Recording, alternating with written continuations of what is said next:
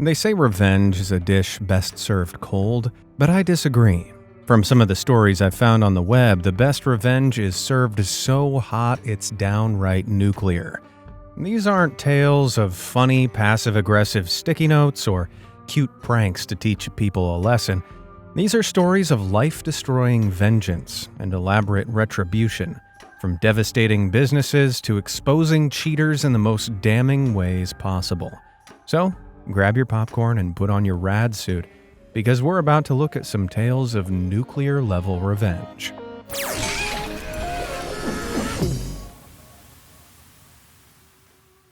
Kidney comeback. At some point, everyone with a sibling has found them annoying, but a select few can be downright evil, as a Reddit user by the name of Ryan sadly discovered. Ryan had a twin called Sebastian. As they were growing up, Sebastian bullied Ryan mercilessly. But because Sebastian was the favorite, their parents turned a blind eye to it all. Sebastian would put Ryan down, blame him for things, and have his friends pick on him. Already, Sebastian sounds like a super douche, but it was about to get much worse. When he was about 18, Ryan realized he was bisexual, but Ryan's parents were strict conservatives, so when he began dating a boy called Daniel, he had to keep it secret. Unfortunately, Sebastian spotted the two holding hands in public, and like the sad little snitch he was, he ran home to tell their parents. Not only were his parents mad, but Sebastian did everything in his power to convince them to kick Ryan out. And he succeeded. Homeless and cut off, Ryan was completely ostracized. Now we roll forward about 10 years.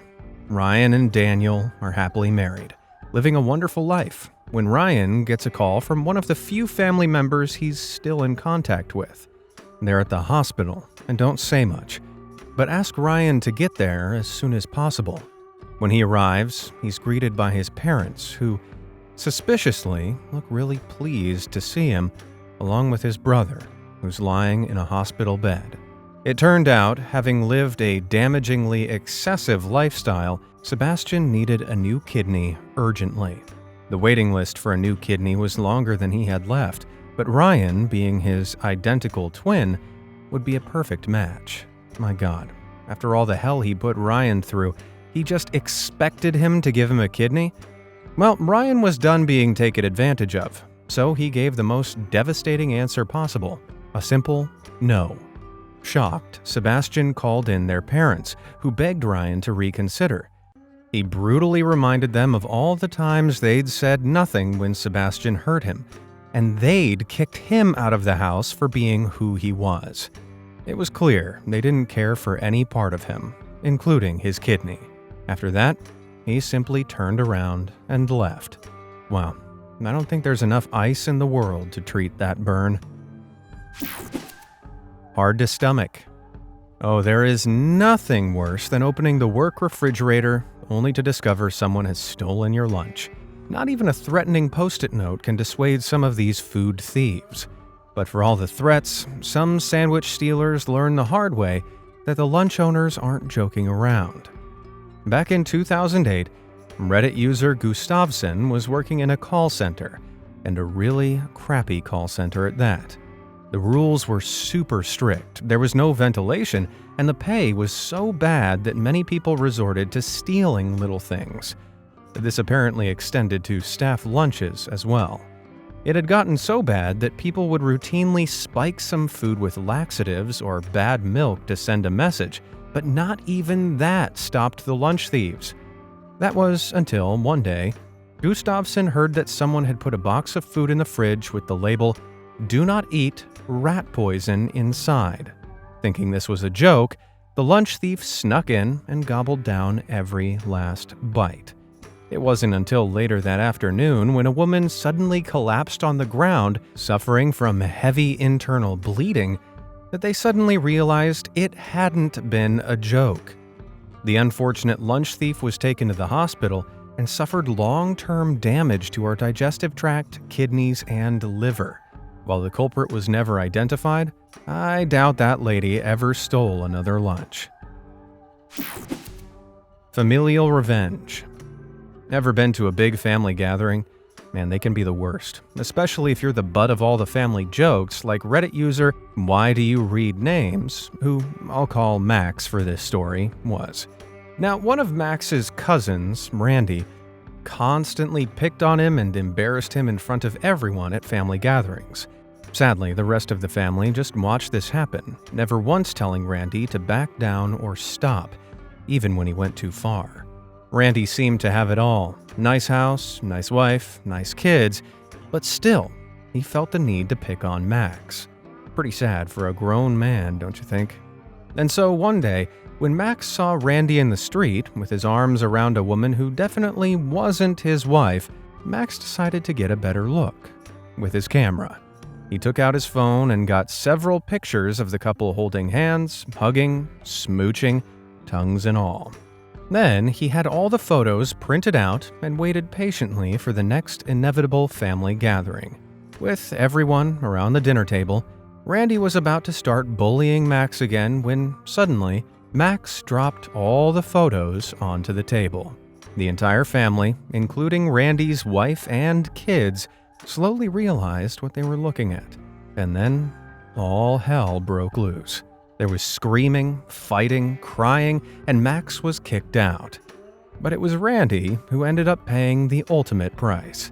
In the months that followed, Randy's wife divorced his ass. He lost custody of the kids, and just to add a cherry on top of this revenge Sunday, Max got married. Well, something tells me Randy wasn't invited. Car Wars. Revenge of the... Being a single parent is hard, no doubt about it. But when you're also on a limited income, things like rent and bills can really restrict your options, as Reddit user Galera1 will tell you. They were renting a small, old, drafty apartment. They were quite content and had no complaints until their nightmare neighbor moved in. He had a car he treated like his baby, which he'd made multiple modifications to. So many, the engine needed time to warm up. And so for 10 to 15 minutes every day, he'd let it run, releasing mega plumes of thick, nasty exhaust fumes. Now, Galera wouldn't have had an issue with this, but this guy was assigned a parking space right outside their 4-year-old's bedroom, and the fumes were making the kid feel sick. So, one day, Galera kindly asked if he could warm the car up somewhere else in the lot. At this, the driver went berserk, screaming at Galera, telling them he didn't care about the kid and that he wasn't going to move it. Shocked, Galera left. They knew an official complaint wouldn't go anywhere, and they didn't have the funds to move, so they began plotting on a budget. The next day, they bought a squeezy bottle of Gatorade and broke a couple of eggs into it. Then they happened across some fresh dog doo-doo, which they added in, and left the concoction out in the sun for a few days to, mature. Finally, in the early hours of the morning, on a day that promised to be scorching hot, Galera took the Satan's soup and snuck up to the car. Now, the car was old enough to have those little triangle vent windows, which the driver had left open. And so, Galera sprayed the contents of the bottle into the car, coating everything the vile liquid would reach. They then tossed the empty bottle, snuck back inside, and went to sleep. A few hours later, they were awoken by the sweet, harmonious cries of, "What the f-?" When Galera looked out, the driver was gagging next to his car, trying desperately to figure out where in his car the vomit-inducing smell was coming from. He grabbed a bucket of soap and water and began scrubbing the seats hard, and soon people began to gather around. Realizing there was no way to stop the stench, he grabbed a wrench and removed both the driver and passenger seats before heaving them into a dumpster. By now, a crowd of at least 30 people were stood staring and laughing, and in front of all of them, he then got in the car without a seat and drove away. Galera never saw the car again. Now that is how you put your revenge in gear. IR sucks to be you. If you want to hit a business where it really hurts, you call in the tax man to take a punt. Back in the early 2000s, fresh out of college, a Redditor called Fancy Cat 11 started a new job at a small drafting and design firm. While the pay seemed good, she soon realized she was also being used as the receptionist, office manager, file clerk, and even janitor. But despite being obviously overworked, she got on with it and never complained. However, just as the year's tax returns were due, her boss asked her to request a tax deadline extension for herself. He had a reasonable excuse, so she obliged. But when she asked him for an update a few weeks later, he asked her to request another deadline extension. Now, this was fishy. So fishy that Fancy went through the tax records herself and found the paperwork. It was all done, he just didn't want to sign off on it, so he could keep all her tax money in his account while making it look like she was the one failing to pay. Well, Fancy wasn't having any of this.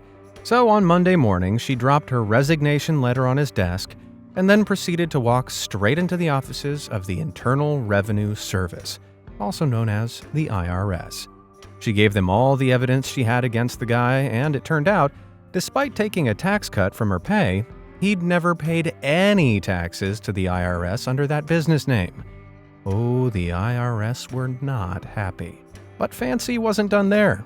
She then proceeded to ring all his long-standing business partners, informing them that the IRS was about to go to town on his company, and that they might want to steer clear. After all, they didn't want the tax man investigating them by association, did they? After the IRS investigated the matter thoroughly, much to the dismay of the boss, the business started to fail. Hard. Whenever Fancy walked past, she noticed the entire office looked dirty and empty. A year later, it was closed for good. Moral of this story: don't screw your employees over and always pay your taxes. Tired of it. Don't you hate when someone parks in your spot? It's so annoying. Even more so in bad weather, as Reddit user Meltdown knows all too well. His girlfriend was coming over one snowy night, so he went down to the parking lot and spent an hour digging out a parking space specifically for her. He then left a little sign asking others not to park there as he dug it out by hand. But people are douchebags, and in a matter of minutes, some selfish driver had thrown the sign away and taken the spot. Cold and angry, Meltdown aptly had a meltdown. His girlfriend found another place to park and fell asleep in his apartment. And once she did, he grabbed a bottle of flammable liquid, crept down to the car, and proceeded to set all 4 tires on fire before slinking back upstairs. Within minutes, he could hear the noise of the tires bursting and exploding. The next morning, Meltdown took out the trash and surveyed the damage. And boy, was it ugly. While the overall structure was fine, the driver would need 4 new tires and a lot of cosmetic work to restore the car. Now that is what you call a full meltdown. Bug off. Kids can be the worst. They scream, they cry, they throw rocks at you. Or at least they threw rocks at Reddit user Frumpy Fungus. At around the age of 11, he was looking after his little brother one Saturday afternoon when 2 kids knocked on his door, asking if he'd come out to play. He said no, but they kept ringing the bell. And when he didn't respond, they decided to throw rocks at his house. Typical kid logic. This kept happening for 2 more weeks, and when they cracked one of the windows on his house, Frumpy finally had enough.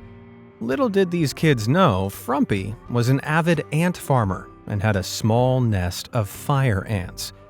Yeah, as the name suggests, the bites from these things are incredibly spicy. So, Frumpy took the little glass farm over to the patch of rocks the kids usually used, and dumped the ants all over them. Later that day, right on cue, he could hear the crack of rocks hitting the side of the house.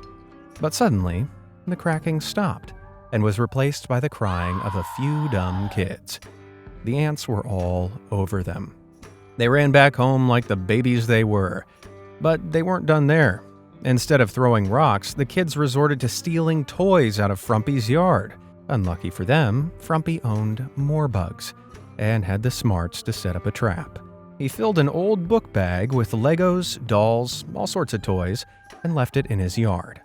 Sure enough, a few hours later, it was gone. What the thieves didn't know was that Frumpy had dumped his entire termite farm in there as well. A few weeks later, and the kid's house was under a big old quarantine tent. I don't know if you've ever had to call the exterminators, but fumigating an entire house like this can cost thousands of dollars. Oh boy, I bet their parents were furious. Well, sometimes revenge smells sweet, but other times it smells like chemical fumes wafting down the street. Bad eggs. While kids can be bad, teenagers can be so much more annoying. For proof, we need only look at Reddit user Alaska Guy Indic's story. The teens in his neighborhood thought, with their adorably underdeveloped brains, that it would be really funny to repeatedly egg all the houses in the middle of winter. In the minus 15-degree Fahrenheit weather, the egg would freeze solid, and it'd be almost impossible to get off until spring. Sick of scraping eggs off the side of his house, Alaska Guy came up with a plan. He and his brother would layer up and wait on the roof of the house until the teens inevitably came round again. Only this time, they'd have paintball guns, so they'd get a taste of their own medicine. Just as they expected, the teens rolled up and were about to start yeeting eggs when Alaska Guy and his bro began firing. The teens ducked and dodged, but suddenly they were screaming and started running for their truck. Then, as they were hightailing it out of there, the rear window of their truck suddenly smashed. It wasn't until Alaska Guy was back inside that he realized the paintballs had frozen solid in their hoppers, so they'd been pelting the teens with balls as hard as rocks. Luckily, the police never came knocking, and unsurprisingly, the eager eggers never returned to that neighborhood. Serving attitude. Working as a food server is one of the most thankless jobs out there. The pay is bad, the hours are long, and the customers are rude. No wonder most can't wait till closing time. However, back in 2010, a Reddit user by the name of SpangyPH was closing up the pizzeria he was managing with his team when, all of a sudden, he heard yelling and crying from the front of the shop. A group of men had barged in, demanding to be served, and when the young serving girl at the front told them that they were closed, they screamed at her. Spangy came out, and despite telling them that, yes, they were closed, they claimed the customer was always right and refused to leave until they were served. Ooh, big Karen energy there.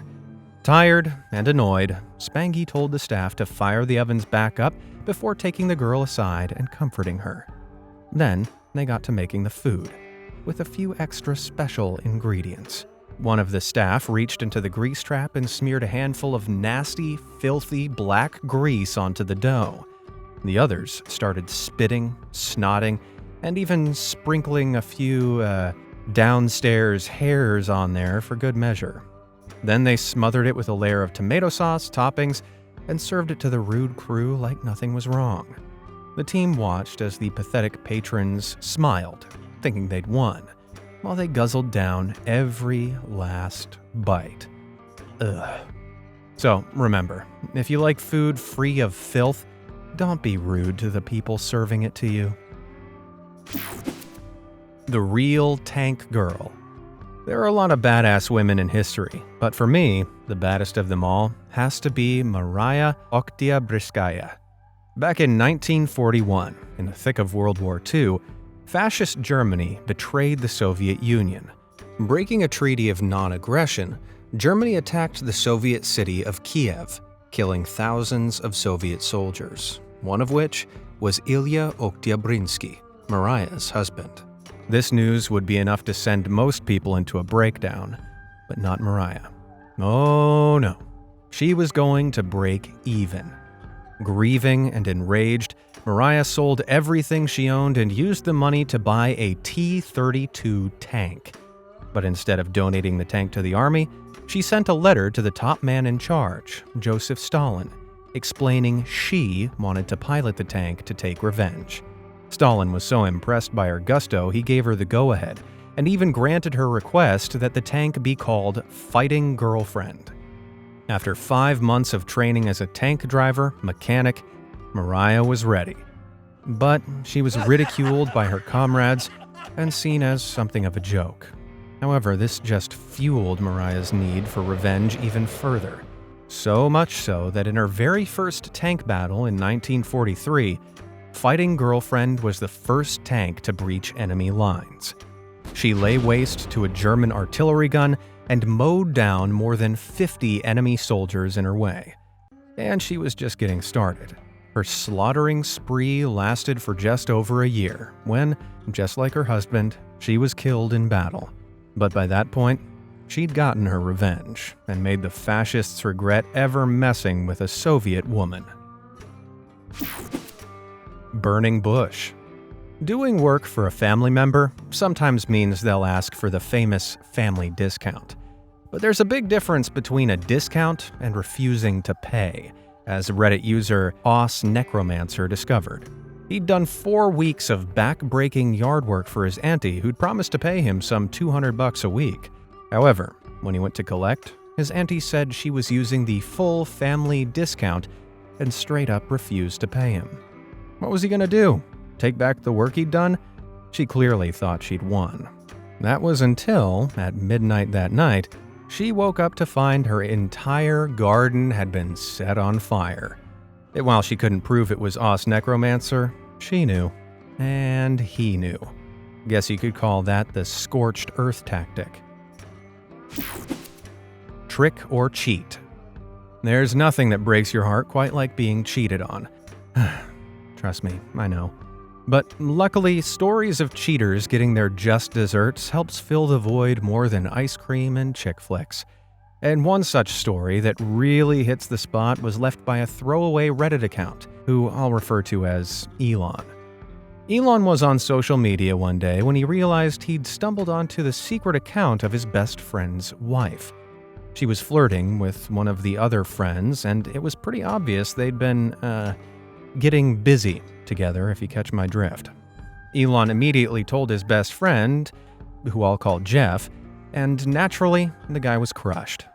After stewing on the information for a few weeks, he asked Elon not to say a word about what he knew. Elon promised he wouldn't, and from then on, every time he saw Jeff and his wife, the couple seemed perfectly happy and like nothing was wrong. But 9 months later, it all changed. Out of the blue, Jeff revealed he had a gambling addiction. He'd lost everything. He'd sold their cars and leased new ones, losing all the money to gambling. All of their savings, 401 retirement earnings, every last penny was gone. She immediately filed for divorce. No alimony was owed, and so the entire thing was finalized without him ever mentioning her cheating. And because all the money was gone, all she was able to claim were some bits of furniture, along with a few pots and pans. Little did she know, however, Jeff's gambling addiction was a complete fabrication.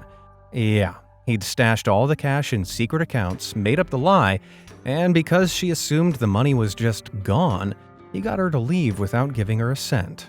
Oh man. Some might call that sneaky, but I call it the cheater tax.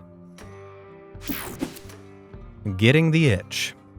Because I'm clearly still very bitter about being cheated on, it's time to reveal a story of god-tier cheater revenge, enacted by a Reddit user I'll call Dose, from more than 15 years ago.